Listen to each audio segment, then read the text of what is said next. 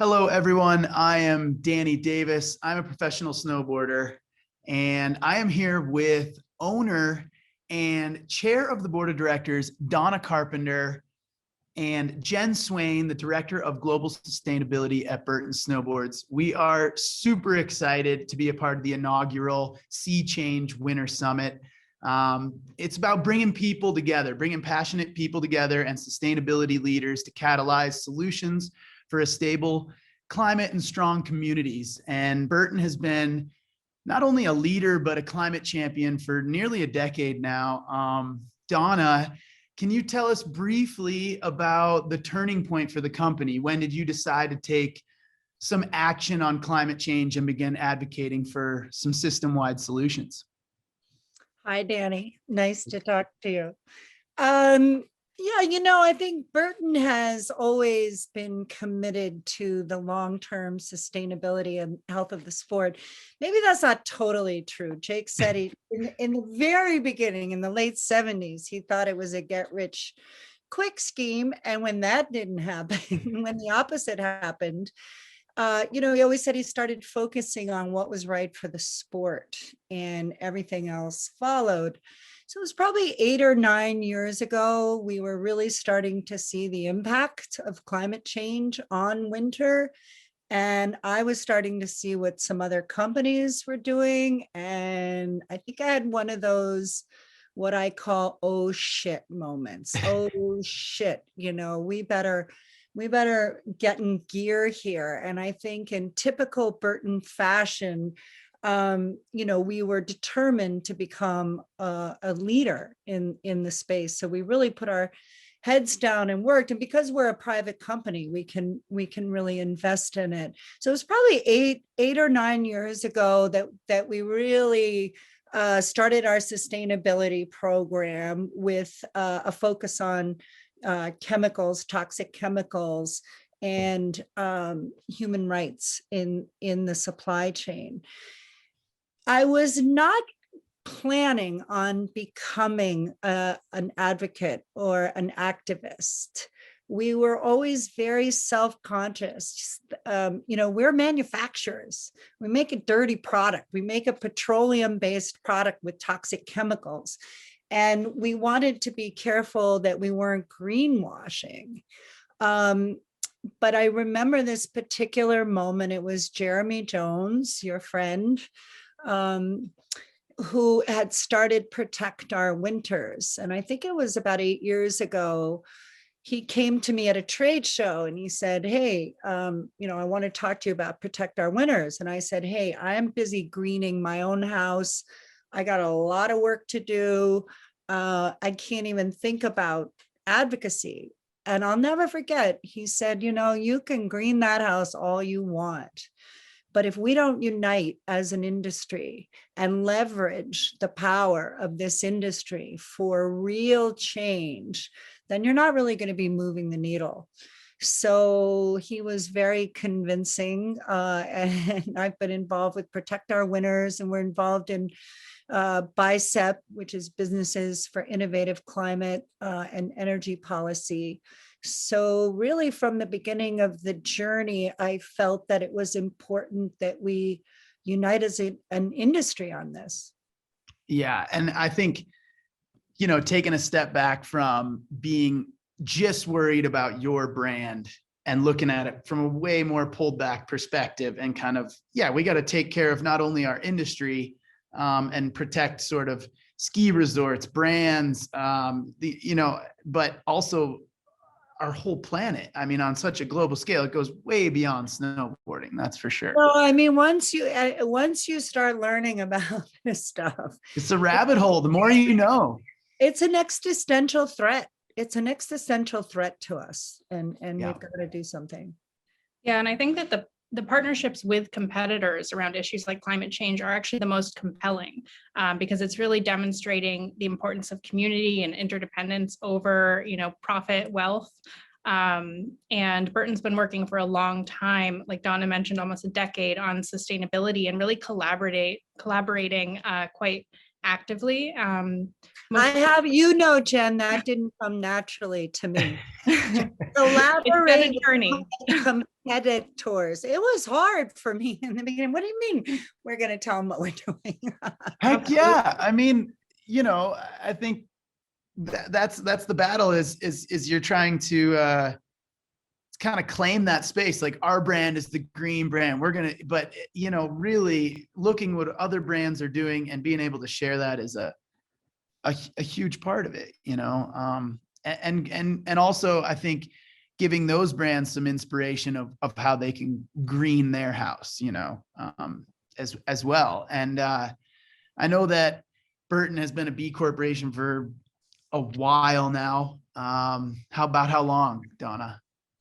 What was it? It's been about a year and a half, Jen. Yep, about a year Nice. and a half. I know that being a B Corp is a lot about sort of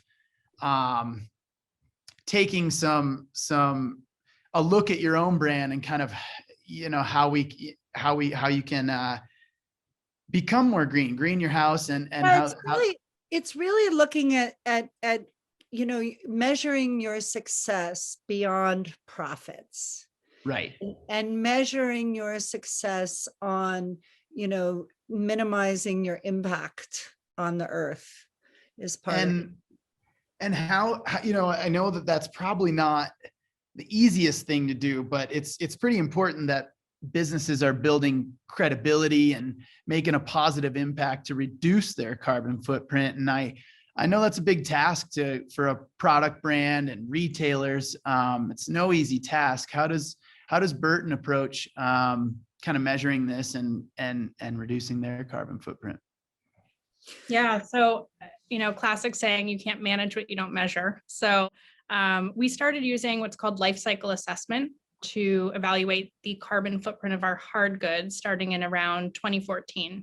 So life cycle assessment basically takes all of the impacts of the manufacturing process, and it could go all the way through the use, the disposal of the products, to say, what is the carbon footprint, or what are the other environmental impacts related to that product. So we actually started doing this work in-house for hard goods and packaging, and it's really driven by our engineering and product development teams. They collect all the data in our manufacturing processes, what raw materials and chemicals are going into our production, and then they put it into this, essentially this really sophisticated calculator that tells us, okay, so for this snowboard or for this boot, this is our carbon footprint. And we use that to help us as a decision-making tool.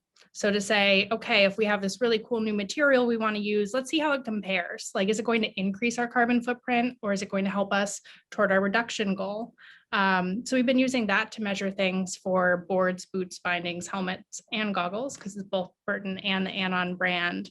And then we've more recently stepped into measuring the soft good material footprint. So thinking about all of our outerwear, apparel, bags, using the Higg index. So that's a suite of tools used across textiles. So it's outdoor companies, but it's also fashion and home goods. And we're all using this tool that essentially employs the life cycle assessment, or LCA approach. And it helps us look at, the fibers we're choosing. So are we choosing polyester or recycled polyester? How do those stack up? The processes that go into things like the dyeing, as well as coating and the finished product production, so that we can really, again, on the soft good side of the house, start to use this tool to drive our decision-making as well. And then lastly, we've been measuring the carbon footprint of our main offices, so our corporate headquarters. Right now I'm sitting here in Vermont, as well as Innsbruck, Austria, and Tokyo, Japan. And we've been working to reduce the footprint of our facility operations as well, using a very similar approach to calculation. I've been really liking how the boards have been looking. And just like, from a hard goods standpoint of what we're doing to reduce all, our carbon footprint there, it's actually coming through, and actually the look of the product, like the boards are looking sick. They're looking more natural, more kind of, it's got this look that actually, I don't know, when a consumer looks at it, that they're like, oh, okay, these steps are being taken. But me being a part of the brand and seeing where we've come with all these hard goods, and how we're getting rid of certain things that are harmful on the environment, the products we put into the hard goods, and to hear that's going into soft goods is Very cool. Donna, I was curious how Burton's measurably reducing the company's carbon footprint since you started this journey. And is there any areas that you're specifically focused on right now? The cool thing is, I mean, what we really were conscious about from the beginning was to make this a cultural change in the organization rather than coming in and saying, okay, we're going to have a sustainability department and they're going to take care of it all, right?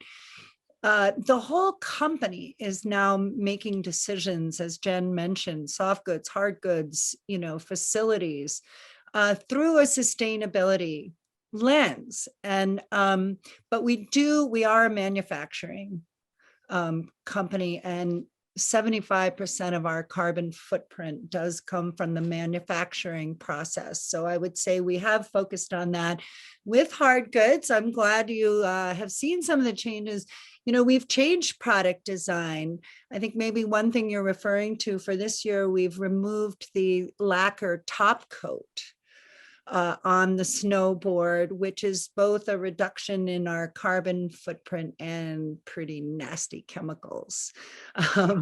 So we've also changed what materials we're using. Like Jenn said, we look at different fibers, and in hard goods, we're using something called super sap through our line. I like to say it's maple syrup, but it's not. It's but it's a plant-based epoxy glue that we're using that is significantly lowers our carbon footprint. We've looked at the whole manufacturing process and how we can reduce waste, and pretty easily on they were able to figure out, okay, if we cut the wood cores this way or if we use it this way, then we can significantly reduce the waste. So we've done an incredible, and I think they look at product design now and say, okay, that's not necessary, let's take it out, rather than adding stuff, which is what I think you're feeling around the hard goods.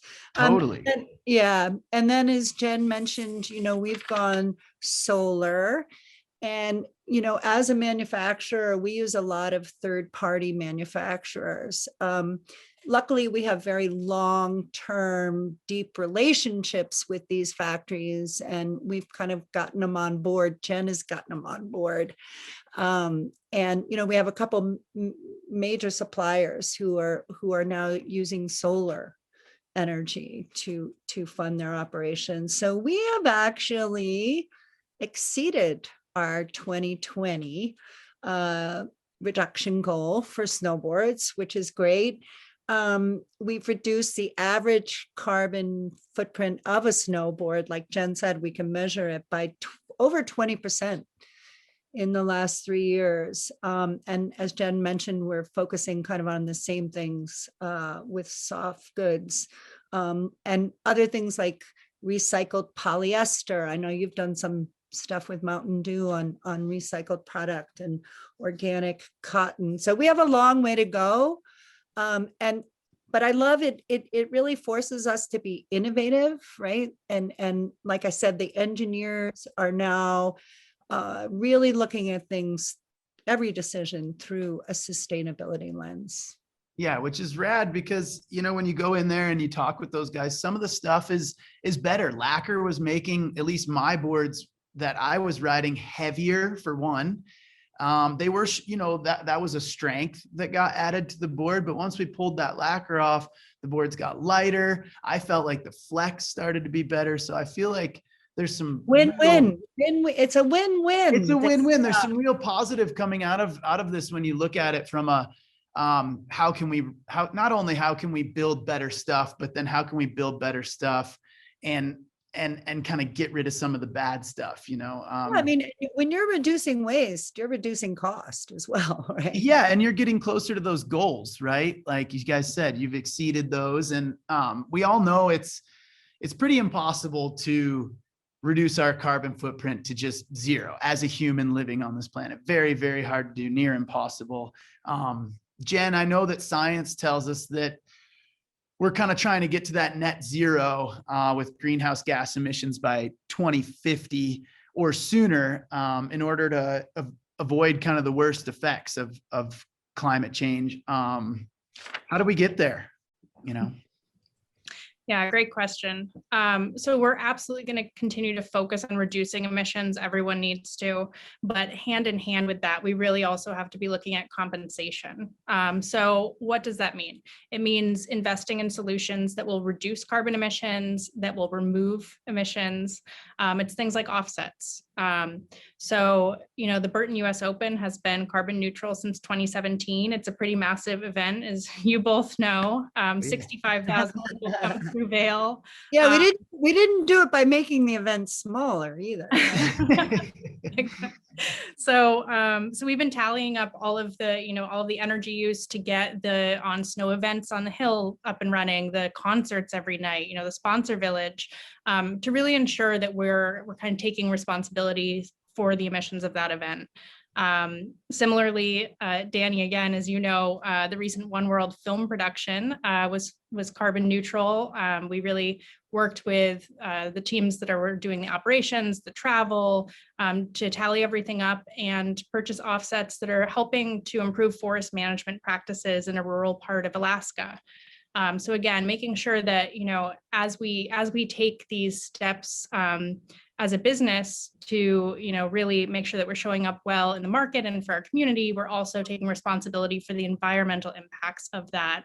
And I'm really excited also to announce that Burton Canada's operations throughout the country are now carbon neutral as of 2020. So we've really taken some steps in this direction, and compensation, it's necessary, and it's something that we'll keep our eye on and keep in our strategy as we look ahead. Yeah, and I think it's rad. I mean, like we said, taking not only a look at your own company and taking stock of what you can do there, but being an influence towards other brands by doing that. I think that's a huge part of kind of how Burton's been a leader in this space. Jeremy came to Donna 8 some years ago because he knew that this brand was, and the people behind it, Jake and Donna, were people who cared and could influence the industry. And Donna, you mentioned that earlier, that the most important climate action that a business can take is to advocate for policy change. And I think that's something that I've heard from Jeremy, like, Jer, what can I do? And it's like, man, advocate for policy change. That top end of where the decisions get made is kind of the place we can move the needle the most. So and tell me about. You and I have lobbied senators together on behalf of POW. I mean, I think that it's incredible. I've worked with other organizations on climate and usually don't get a meeting with the actual senator. But when you bring Danny Davis or Kelly Clark, a gold medal winner, they want to meet them, and it's incredibly effective. I always say they want to get out of their bubble for a minute and hear your stories, and then you can tell them such a personal story that they're not getting that from other lobbyists or whatever. So I think that the athletes do make, and brands, but the athletes especially make great ambassadors. If you had asked me 10 years ago, would businesses in general be leading on this or other social issues?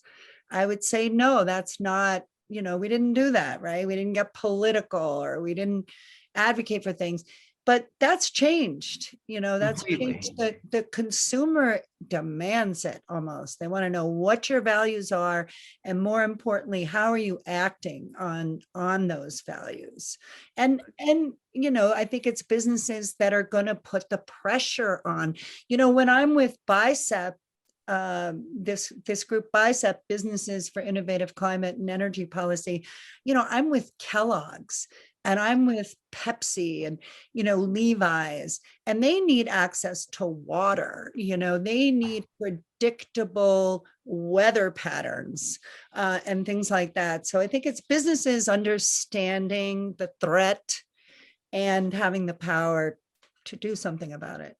Yeah. And that, I mean, sort of, I feel like from me being a conscious consumer at times. I feel like I look at brands and what they're supporting or not supporting, or what they're advocating for or not advocating for, lends me to purchase that product or go to a different brand and find it elsewhere. So, and I think of the same thing with me. You know, I feel like I am pushing people. Yeah, to I get was out there gonna, and- I was gonna ask you, Danny, you're a strong advocate for the climate.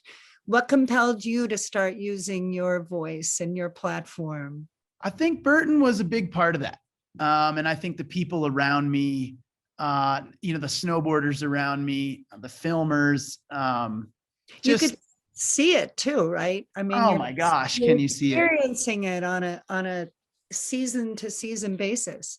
Yeah. And you know, I hear Jeremy talk a lot about glaciers, and he went to this glacier and then came 15 years later and it looked completely different. I don't have that sort of view just because I haven't been traveling to the places like he has for as long. But look at it from our weather, look at it from our forest fires, look at it, you know, and it really became something that I was starting to care about more because the people around me were making me realize that this is serious shit that's going on. And it takes a village, it takes a world of people to change how we act. And the fact that it's starting with businesses, and businesses are sort of leading, is really rad. And it's a big call to action. And I think now is the time when we kind of got to, like, the businesses are starting to come together. So those businesses need to rally their troops, their supporters, their consumers. Jenn, I would imagine. Well, I think protect our winners. That's the idea, right? Is to really Right. kind of create a movement of people who are passionate about the outdoors, and you know, a movement to change. Yeah. And I think it's, you know, too, I have a nephew now, and my friends are having kids. So, like, I don't know, I'm just thinking more forward than maybe I did when I was 18 or 20. You know, I was going to say that's one thing that pushed me 8 or 9 years ago, or my kids.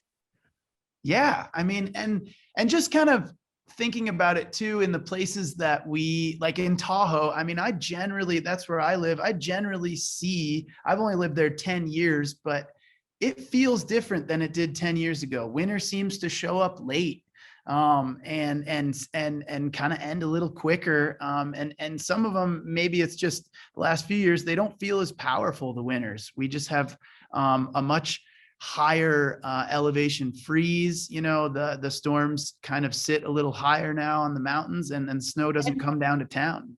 And meanwhile, it's freezing in Texas. So meanwhile, it's freezing. You know, it's those extreme weather patterns, like you mentioned, the forest fires, the droughts that Yes. have, the excess flooding. I mean, it's extreme. It's biblical. The weather's getting biblical. Yeah. And I mean, I think these outdoor consumers, people like myself, I mean, I love camping, fishing, surfing, skateboarding, all of the stuff outside. I don't love to be indoors all that much. But I think the outdoor consumer just cares even more about climate change than the average person. And it hits way closer to home for that person, and changing the changes of the landscape, the weather patterns, that are making our outdoor adventures like snowboarding possible. You know, we want to protect those places. And I was just curious, Jenn, how does Burton engage its consumers and the broader snowboarding economy, and the broader snowboarding community, in the fight against a stable climate and a just transition to clean energy economy? Yeah, you're so right, Danny and Donna. Our consumer, specifically the Burton consumer as well, and in the snowboarding community, are really focused on climate. They're feeling it closer to home. We know, thanks to research by our nonprofit partner, Protect Our Winters, who you've mentioned a couple of times, that was actually funded by Burton, that snowboarders in the US are really more engaged even than the average outdoor consumer. We also know from our own insights research here at Burton that our consumer specifically is more concerned about climate change, is looking to us to provide some solutions for them as individuals and to help them take action.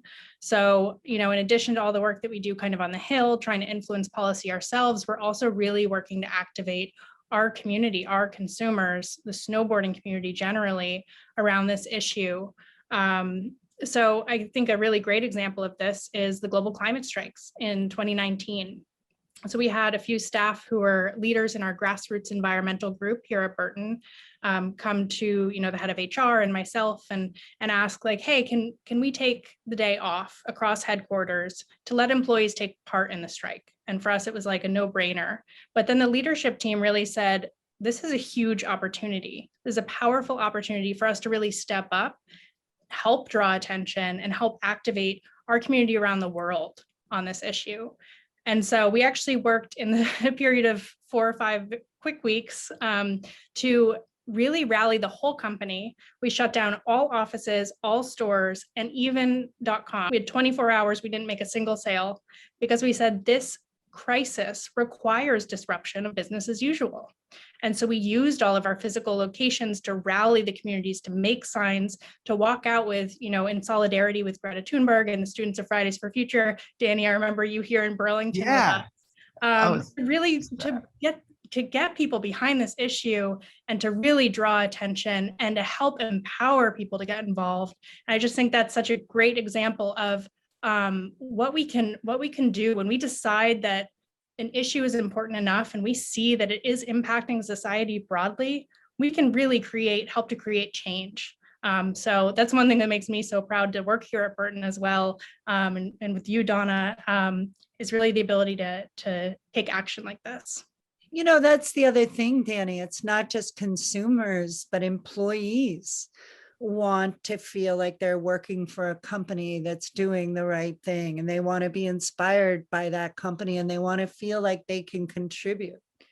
And I know I mean, I consider myself an employee, although I may not be like a direct employee of Burton, but the brand, like you guys said, the 2019 global climate strike, I was in Burlington and Burton was shutting down its doors, and all our crew, everyone who worked at Burton, it was like, you're coming tomorrow, right? Like there was this pressure that people were putting on each other to like, you're coming out to advocate for the planet, right? And it's hard to say no when your friends are sitting there. That was global. Yeah. I was in the UK with our salespeople in the UK. So rad. And I think that's a big part of what Sea Change is kind of doing, is just really making a stink about this and really a call to action. You don't have to be a business owner or a sustainability leader or professional athlete to help protect the places you want to go recreate in. You don't have to be Republican, Democrat, whatever. We just, this is stuff we can all do, and whatever you like to do, the outside and the outdoors, the rivers, the mountains. This is what kind of makes our life enjoyable or not. And if for me, if there's no snowboarding, if there's no, fish in the rivers, there's no consistent water flow, like this stuff is all things that are very important to me as someone who spends a lot of time outside. So I think people, should be advocating for the planet no matter how they feel politically. It's not a political stance. This is a stance for the planet. Nature. Yeah. And how you care. What do you do outside? Whatever you do outside, this is, you need to protect that because things are changing. And with the nonprofit and our partner, Protect Our Winners, there's a lot of great ways that, people can get involved from a very small level to a really high level. So you don't have to be a business leader. You don't have to be someone like myself. Get out there, advocate for the planet, get on Protect Our Winners, and see how you can advocate for climate policy, because I feel personally, that's how I've seen me move the needle on this stuff. But I really appreciate the time and the conversation with you gals. And Donna, thanks for having me be a part of a brand that's compelled to do something about the climate crisis. And Jenn as well, thank you for your work and kind of really taking measure on what Burton can do and then influencing other brands to do so as well. So I appreciate you both. We Thanks so much, appreciate Danny. you, Danny. Hey. Well, thank you guys. That was really fun. And everyone get out there, advocate for the planet,